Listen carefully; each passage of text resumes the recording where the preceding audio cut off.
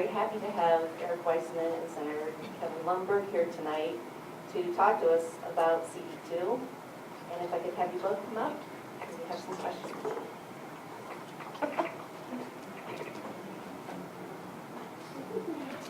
We don't have to go on either side. Yeah, a little bit. Okay, so just introduce yourselves first, and then I've got some questions that we'll run through.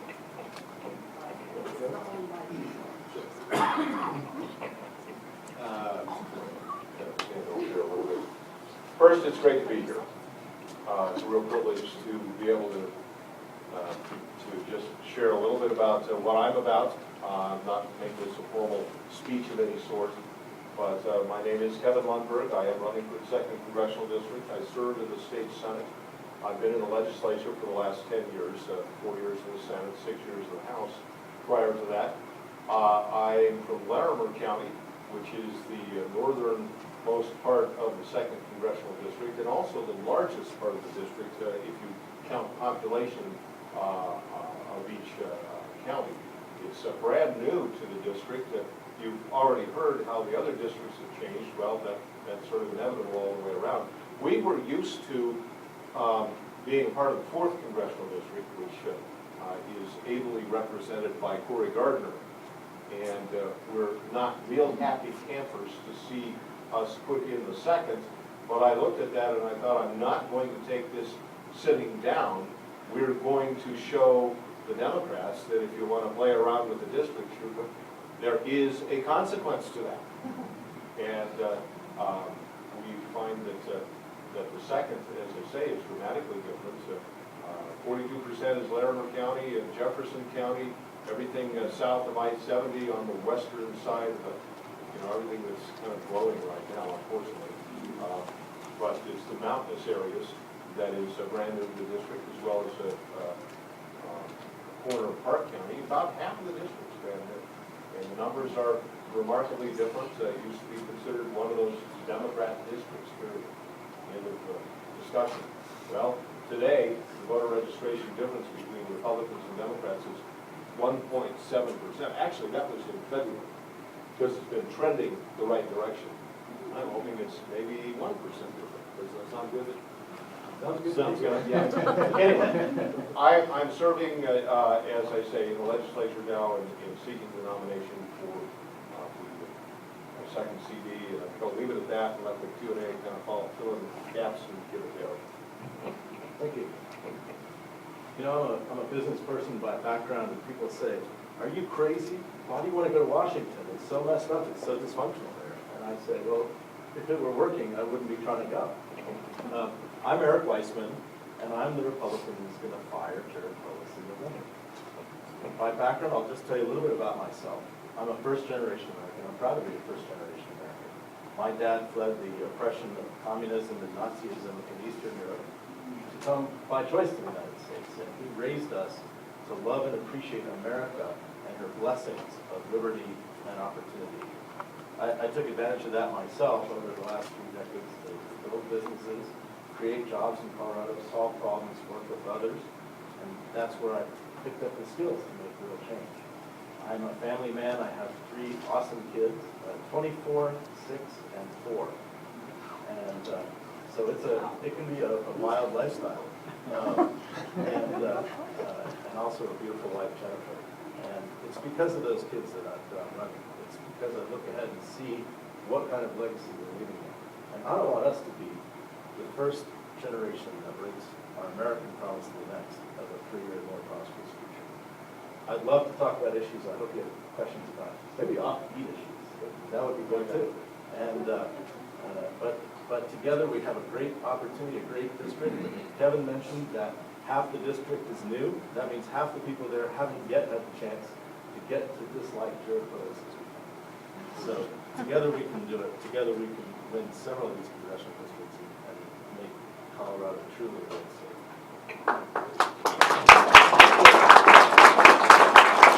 Okay, since the redistricting, can you give us the breakdown of demographics that you see here, and how that will affect your campaign? Well, I think you mean by by the registration in terms of that.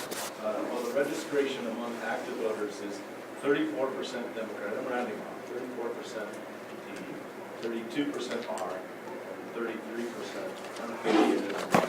So this is actually the most competitive registration of any district where Republican is the challenger in Colorado.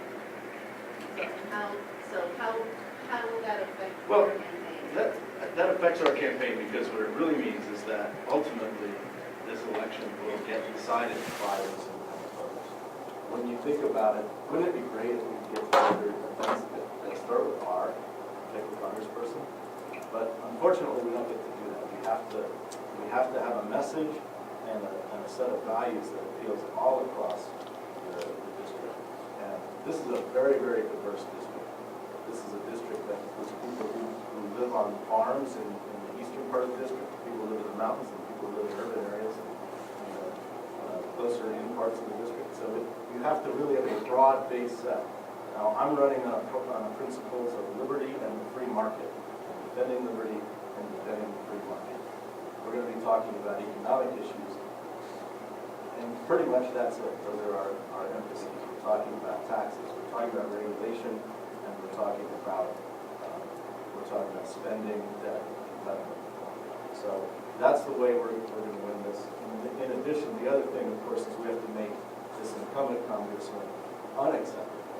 Not only do we have to present a better issues-based vision, we have to make him unacceptable. And I've started working on that too. Some of you have seen there's rumors of a video. It's at firejaredpolis.com. If you haven't seen it, I encourage you to look at it. It's a minute and 46 seconds of worthwhile. Let me take just a little bit more on the district itself, because I think we were asking sort of a picture, and Harry certainly gave some of the particulars there. 90% of the district is right along the Front Range. I really characterize it as the central/northern Front Range part of the state. And it's down here is the mountainous area, but you get up north of Denver, and it includes Broomfield County, a good deal of Boulder County, everything but the Longmont area, and then all of Larimer County, which includes the towns of Weldon and Fort Collins and Estes Park, etc. Then it heads out west all the way to Vail. So it's the eastern part of Eagle County, it's Summit County, Grand County, Clear Creek, Gilpin, and a northeast corner of Hart County around the Baylor area. That's where it is. It's really kind of fascinating. It does have the two major universities for the state, CSU and CU. But that was their rationale for putting it together, but I think we all really know that they were going after my competency and then just had to kind of fill in the puzzle around that. But it's I-25 and I-70, essentially. And I find it to be a great place to run in.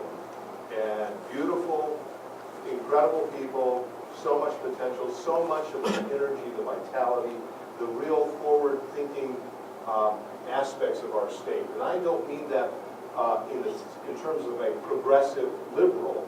I mean in terms of we can do and we should do better when it comes to Congress. So I believe that we can present the Republican message of limited government, of free markets, of holding for the principles that have built this nation, and win in the second congressional.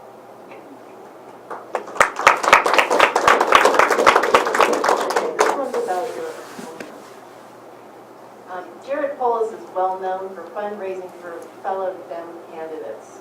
He's been able to do so because A, he's a billionaire and he's able to fund himself, and he's really not had to spend time and resources on his own campaign.